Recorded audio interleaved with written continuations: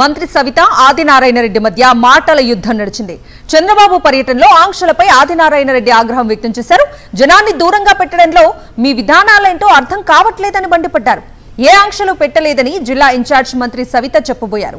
ఆంక్షలు పెట్టారు కాబట్టే మాట్లాడుతున్నారని మంత్రి సవితకు ఆదినారాయణ రెడ్డి కౌంటర్ ఇచ్చారు. ప్రజలకు స్వేచ్ఛగా వాళ్ళకి వచ్చిన వదలాలి.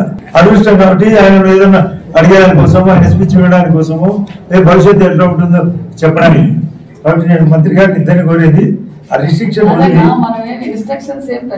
ఇన్స్ట్రక్షన్ కాదు, రిస్ట్రిక్షన్ పెట్టారు.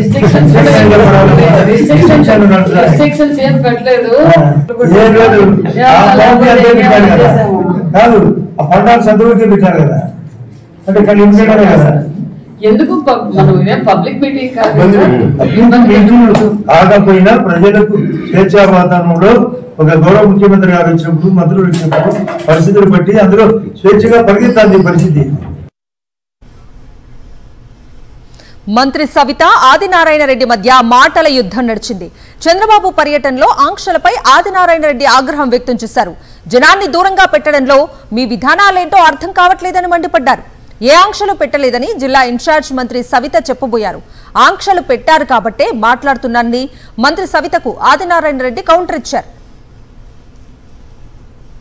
ప్రజలకు స్వేచ్ఛగా వాళ్ళకి వచ్చిన వదలాలి.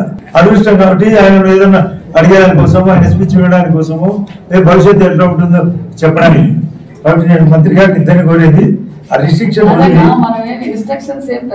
ఇన్స్ట్రక్షన్ కాదు, రిస్ట్రిక్షన్ పెట్టారు.